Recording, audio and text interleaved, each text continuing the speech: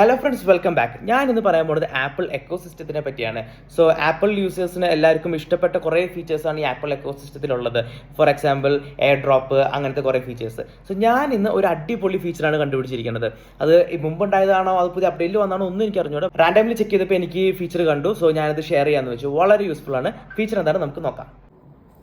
So ഇത് നമ്മുടെ ആപ്പിളിൻ്റെ സ്ക്രീൻ, നമ്മുടെ ഹോം സ്ക്രീൻ. അവിടെ നമ്മൾ ഈ മൗസ് പാഡിൽ നമ്മൾ ട്രാക്ക് പാഡിൽ 2 പ്രാവശ്യം ക്ലിക്ക് ചെയ്ത് കഴിയുമ്പോൾ നമുക്ക് ഇങ്ങനെ ഒരു ഓപ്ഷൻ കിട്ടും. ഈ ഓപ്ഷനിൽ നമ്മൾ എന്താ ചെയ്യേണ്ടതെന്ന് വെച്ചാൽ ഇമ്പോർട്ട് ഫ്രം ഐഫോൺ എന്നുള്ളൊരു ഓപ്ഷൻ വരും.